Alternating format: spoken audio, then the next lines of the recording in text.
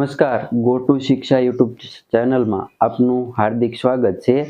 આજે આપણે આ વિડીયોની અંદર આંગણવાડીમાં જે પોષણ ટ્રેકર છે, ઓનલાઈન પોષણ ટ્રેકર, એમાં શાળા પ્રવેશના બાળકોનું શું કરવાનું છે, કયો ઓપ્શન દર્શાવવાનું છે, અથવા તો બાલ વાટિકામાં જે બાળકો ગયા છે, ધોરણ 1માં બાળકો ગયા છે, એનું પોષણ ટ્રેકરમાં શું કરવાનું છે, તો એના વિશે તમને સમજાવવામાં આવ્યું છે।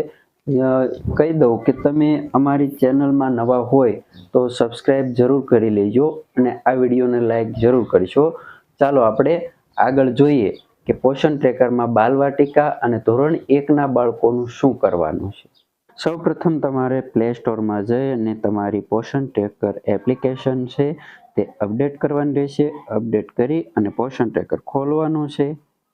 પોષણ ટ્રેકર ખોલો એટલે તમારે આવી રીતે આગળ વધવાનું છે। આગળ વધી અને તમારે જે નંબર આપ્યો છે તે નાખીને લોગિન કરવાનું છે। આ જે હોમ પેજ ખુલે એમાં તમારે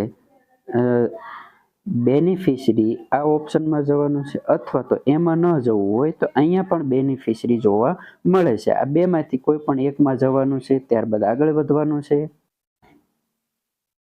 હવે બેનિફિશરીની અંદર વિવિધ પ્રકારના લાભાર્થીઓ બતાવે છે। આ લાભાર્થીઓમાં આપણે શાળા પ્રવેશમાં ગયેલા બાળકો 3 થી 6માં હોય છે તો એ ખોલવાનું છે।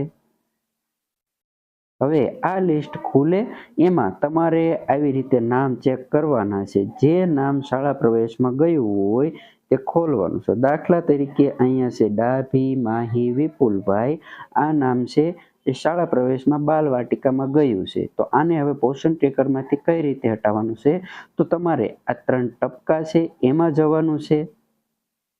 એમાં જશો એટલે તમને પહેલો જ ઓપ્શન જોવા મળે છે પ્રોફાઇલ અપડેટ, એમાં જવાનું છે।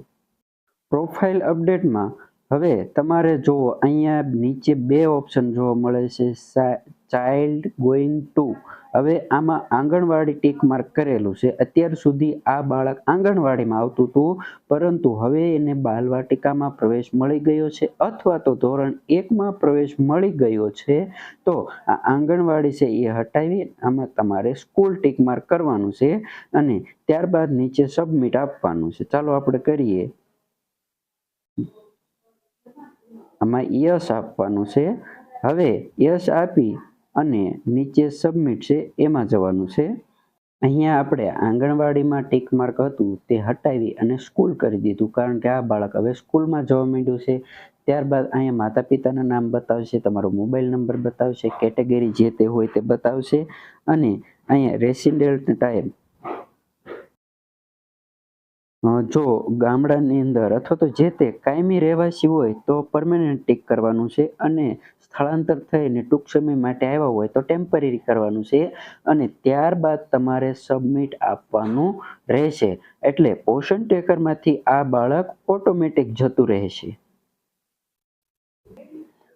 પછી આ નામ છે જે તમને જોવા મળી રહ્યું છે, દાખલા તરીકે ડાભી પ્રિયા રોહિતભાઈ, એ પણ બાલવાટિકામાં જતી રહી છે। તો એને જમણી બાજુ 3 ટપકામાં જવાનું છે, પછી પ્રોફાઇલ અપડેટમાં જવાનું છે, ત્યારબાદ સીધું અહીંયા લાસ્ટમાં જતું રહેવાનું છે, અને અહીંયા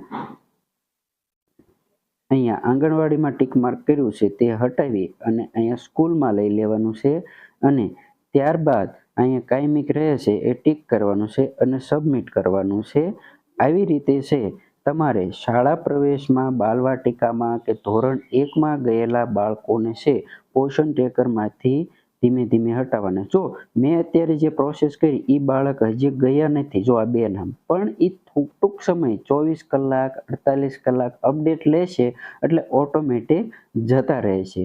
તમારે ચિંતા કરવાની નથી।